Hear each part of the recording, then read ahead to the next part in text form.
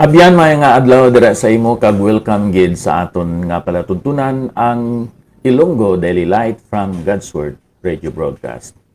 Ini nga aton nga programa ginapatuhoy naton sa mga kabyanan kag mga nagatan-aw diri sa Facebook nga mga Ilonggo speaking. Mostly dira sa Negros Occidental. Kag bisan pa sa mga kabyanan nga naga-replay sining aton nga programa dira sa Hinubaan, sa Sipalay, sa Kaliling Kawayan, dira sa Cabancalan City, sa Daan Banwa, dira sa Abantayan B, Tapi, kag sa Kamingawan. Maayong aga sa inyo mga kabyanan nga nagapamati sa sini nga mga kaiglisyanan kag mga barangay o kon banwa o syudad. Magapangamuyo anay kita abyan. Amay nga balaan, salamat sining bag-o nga adlaw sa diin kami imo gin pamata kag gin pabangon. Imo gin amanan sang bugay kag kusog para sa mga pagpangabuhi namon kag pag-alagad sa imo. Ang amon handom o Dios nga kami makapahamuot sa imo pinagi sa amon matarong nga mga hambalanon, mga paggawi, mga actions kag reactions sa mga sitwasyon kag sa mga hambal man sa mga tao.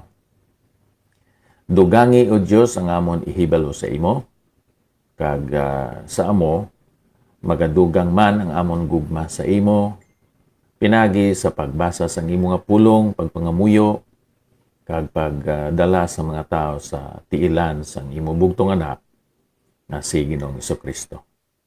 Sa ngalan niya nga mahal. Amen.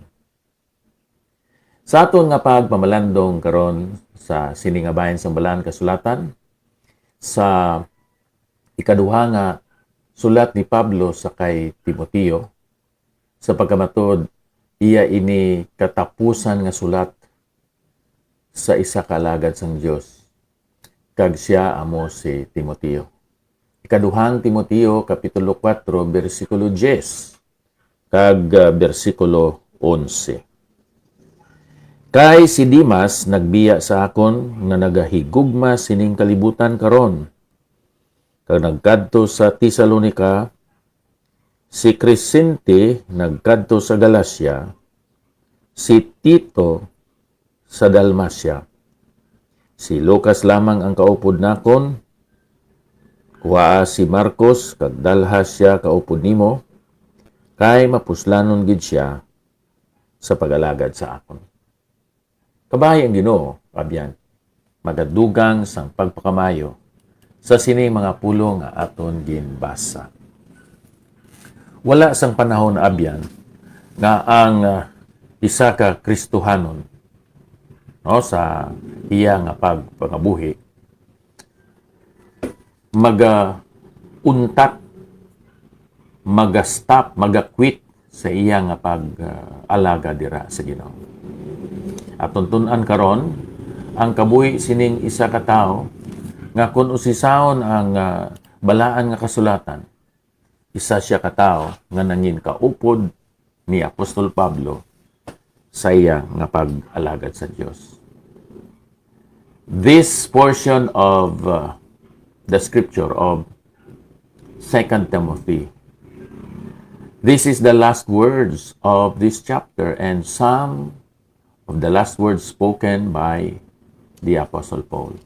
Importante ang mga last words ng isa ka tao, ng isa ka alagad sa aton Ginoo. Madamo sa mga tao nga naglibot sa kabuhi kag pag-alagad ni Apostol Pablo. Siya karon nagsulat sa isa ka tawo nga matutom nga amo si Timoteo. Kag ginhambal niya ang iya panglantaw na nungod sang kaupod niya sang una nga alagad sang Dios nga amo si Dimas. Naghambal man siya na nungod sang isa ka matutom nga doktor kag kaupod nga alagad sang Dios nga amo si Lucas. Wala sing pagpangduwa-duwa abyan nga si Pablo kag ang iya mga kaupdanan may mataas nga panglantaw kag paglaom para kay Dimas. Pero may isa ka butang nga natabo kag karon si Dimas nagtalikod kay Apostol Pablo. Let me say that there is never a good time to quit, especially when the need is so great.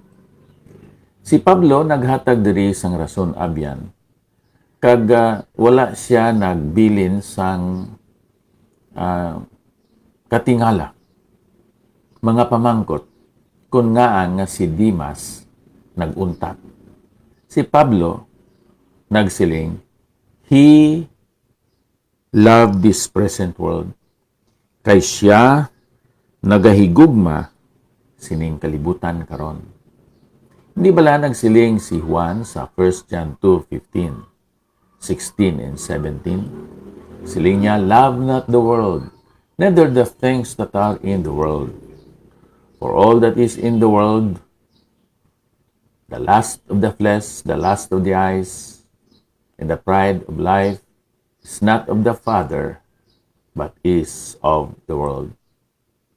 If any man love the world, or if any man loves the world, the love of the Father is not in him. For all, as I said, for all that is in the world, the lust of the flesh, the lust of the eyes, the pride of life is not of the Father, but is of the world. And the world passeth away, and the lust thereof. He that doeth the will of God abideth forever. Masubo abyan kon ang aton nga pagigugma gin patuhoy na naton sa sini nga kalibutan instead sa aton Ginoo. We left the word of life in order to love the world nga temporaryo lang sa sining aton nga pagluntad diri sa kalibutan. Ang kabangdanan kun nga nagahigugma ang tao sa kalibutan kag sa kalibutanon nga mga butang tungod kay gusto niya nga busgon ang iya kailigbon sa unod, iya kailigbon sa mata, kag nga iya pabusgon man ang bugal sa kabuhi. Pero naghambal diri si Juan nga ang kalibutan lumalabay lang, umalagi lang, kag bisan pa ang mga kailigbon sini. Pero siya nga nagatuman kag nagahimo sang kabubuton sang amay, nagapadayon kag nagapabilin sa gihapon.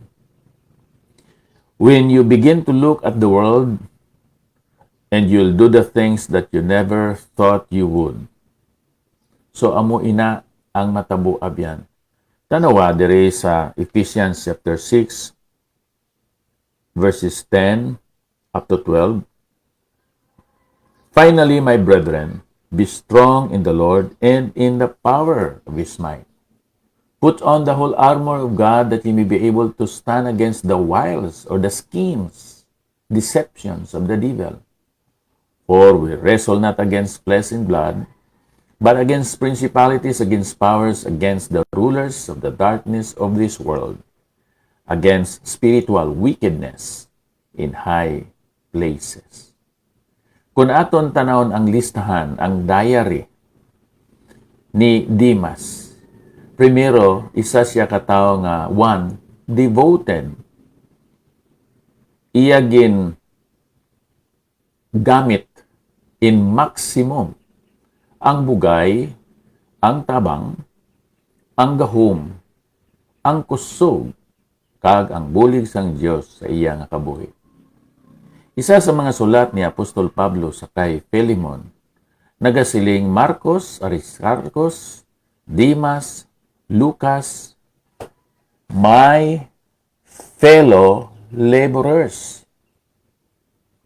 So naintra sa grupo sa mga tao, naging kilala ni Apostol Pablo nga iya mga kaupod, mga kabulig nga nagaalagad sa Dios. Sila si Mark, si Aristarchus, si Dimas, kag isa ka doktor nga gihinganlan si Lucas. So ini sila nga mga tao, mga determined, dedicated, desirous, and devoted to God and to the Apostle Paul.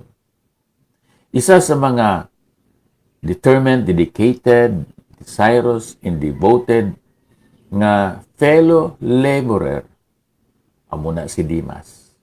Amo nang sulat ni Apostol Pablo nga ginsugid niya dito sa kay Philemon.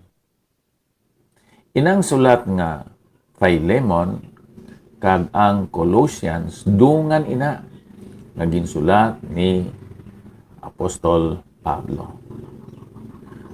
Now, sa ulihi kon aton nga usisaon sa Luke 4:14, isa pagid kapag laragway ni Apostol Pablo sa iya mga kaupod nagasiling diri. Luke, the beloved physician, and Demas greet you. Naobserbahan ni Apostol Pablo nga nagapabilin nga matutom ini si Lucas sa pagpakig-upod kag sa pagbulig sa iya. Pero wala gid siya sing adjective nga ginhatag para kay Dimas. Ang iya na contribute abyan ang iya nga presence, ang being there. Pero si Lucas, isa siya ka beloved doctor, beloved physician, nga ang iyang presensya nakabuligid sa kay Apostol Pablo. Ang iyang nga presensya nangin energy, nangin challenge, nangin encouragement sa iya. Abyan, kabay pakuntani nga kamo nga mga membro dira sa inyo lokal nga iglesia.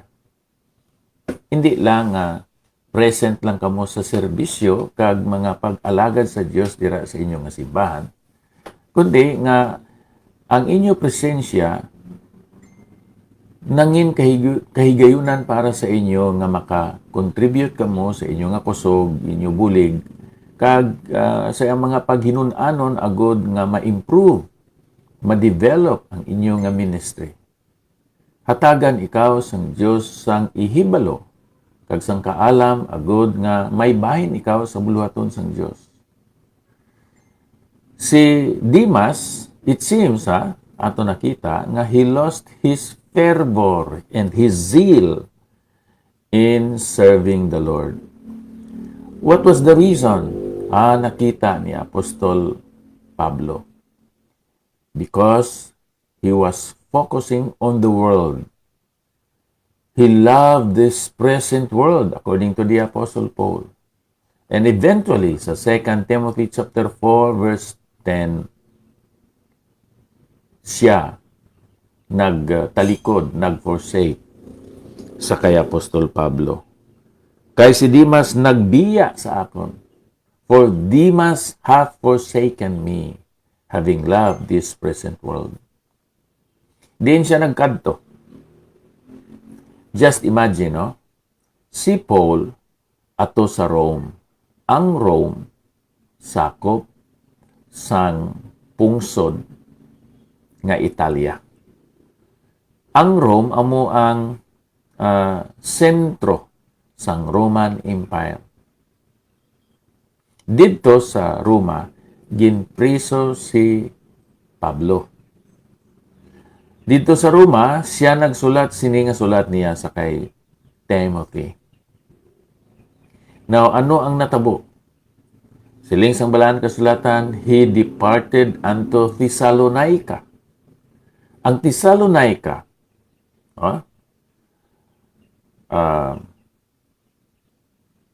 sakop ini sang probinsya sang Macedonia. Kag sakop ini sang na-conquer nga pungsod nga amo ang Greece. Sino pagid ang nagtalikod, may ginkantuan? Si Crescens to Galatia. So, si Crescens nagkadto sa Galatia, inang Galatia ara sa Asia Minor, kag nga malapit sakop sang Turkey sa karon. Amoy na no. Ini si Tito nagkadto siya sa Dalmacia. Kung niyo tan-awon abyan ang mapa, nagatanaw kamo sang mapa dito sa ibabaw sinang Macedonia sa wala ginatanaw ninyo sa wala nga bahin dito ang Dalmacia. Kung sa aton paginbiyaan nila si Pablo may nagkadto dito sa Galacia dito sa ining lapit sa Turkey. Ini si Dimas nagkadto sa Thessalonica, nagkadto sa Macedonia. Kag si Tito nagkadto sa wala nga bahin sa ginatanaw ninyo nga mapa nga amo ang Dalmacia. Pero abyan may isa ka tawo, isa ka kaupod ni Pablo sa iya nga ministry nga amo si Lucas.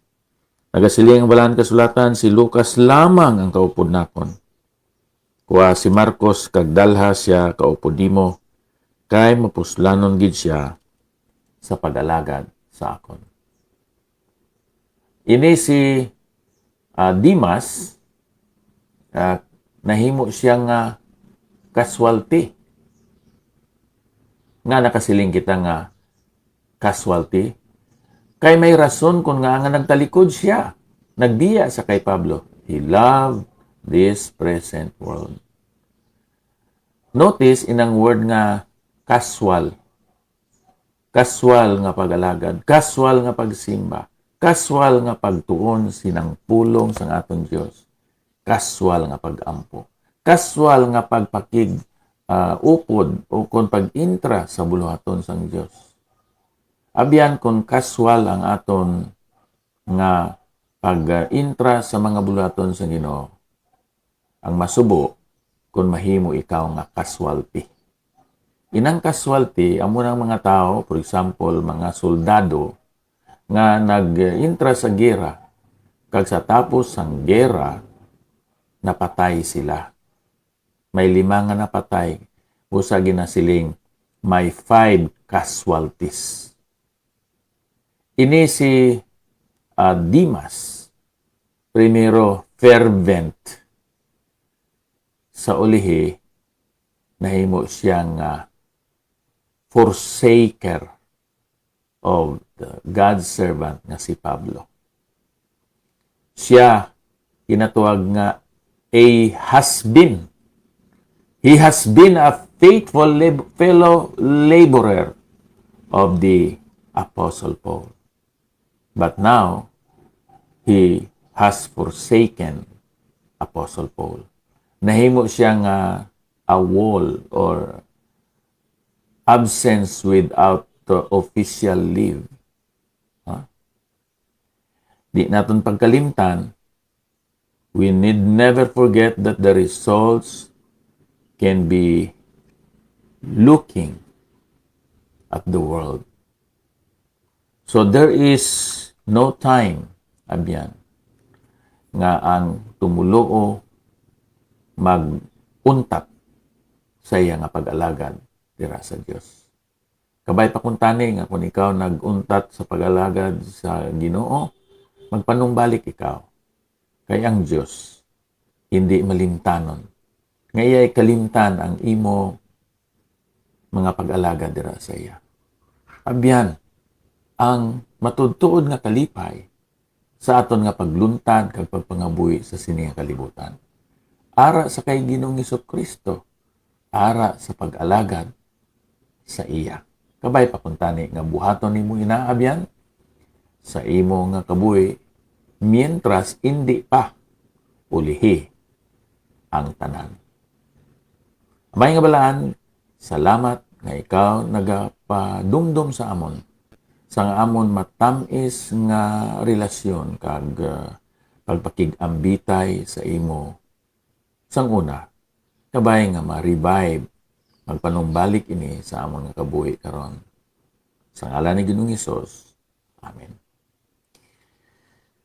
Dahil salamat gid sang imo nga pag-replay sini nga aton segment karon kag sa mga kabyanan man sa nagkalain-lain nga mga lugar nga may low-powered FM radio stations.